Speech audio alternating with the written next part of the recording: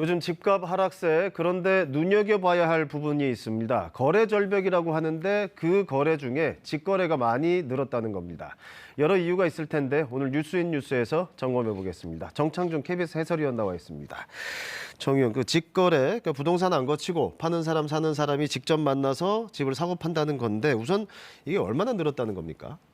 그동안은 원룸, 투룸과 같은 소형 전월세에서 직거래가 이루어졌는데요. 그렇죠. 최근에는 이제 금액이 큰 아파트 매매까지 확산되는 추세입니다. 준비된 그래픽 화면을 보면서 설명을 드리겠습니다. 네, 보시죠. 이게 월간 통계인데요. 지난달 12월을 보면 전국 아파트 거래의 23.2%가 직거래가 차지했고요. 네 건 중 한 건꼴입니다. 서울만 따져보면 31.5%, 아파트 거래 3건 중 1건이 직거래였고요. 네.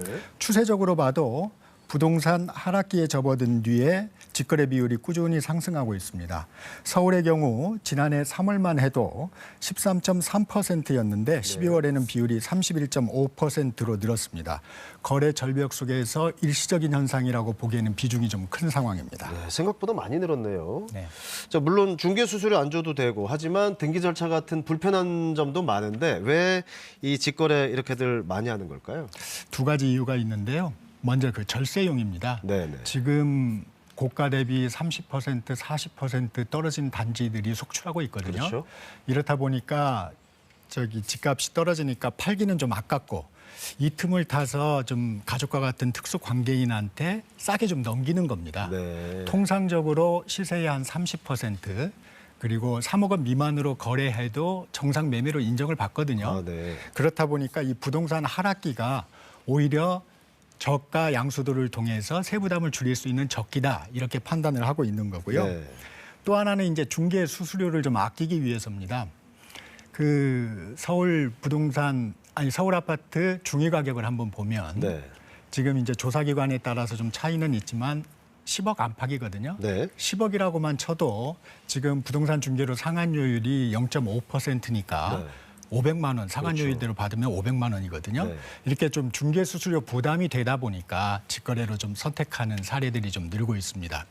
여기에 요즘은 직거래 플랫폼까지 그렇죠. 등장을 하고 있거든요. 네. 이게 이제 또 한 몫을 하는데 부동산에 내놔도 이 거래가 좀 안 되다 보니까 매도인들이 좀 자구책을 구하는 이런 상황인 것 같습니다. 거래 절벽 속에서도 그나마 거래되는 비중에 직거래가 늘고 있다. 그렇다면 부동산 시장에도 시장 자체에도 영향을 줄 수 있겠네요. 그렇습니다. 지금 정부도 부동산 영착륙을 위해서 규제, 해제, 총력전을 펼치고 있지 않습니까? 그렇죠. 그런데 이제 급락 실거래가가 한번 찍히게 되면 매수자 입장에서는 그게 이제 새로운 기준선이 되고요. 그렇겠죠. 네. 좀 이 가격대까지 조정이 될 수 있지 않겠는가 하고 기대하는 이 가격에 심리가 사고 팔리네 이렇게 느껴지잖아요. 예. 네. 그러면서 기대하는 심리가 이제 나오게 됩니다. 이러다 보니까 시장이 좀 왜곡되고 불안해지는 부작용도 나타나고 있습니다. 네, 그러니까 추세로 이어지면 그렇기도 하겠네요. 대신 공인중개사라는 절차를 통하지 않으면 이제 부작용도 있을 것 같아요. 일부 위험에 노출되는 경우도 있을 것 같고요. 직거래 시에는 모든 책임을 이제 본인이 져야 되지 않겠습니까? 그렇겠죠. 기본적인 점검사항 한번 그래픽 화면을 보면서 설명을 드리겠습니다. 직거래 시에는 등기부등본과 같은 공부서류 확인을 통해서 가압류나 근저당에 있는지 권리 분석을 좀 꼼꼼히 해야 하고요. 그렇죠.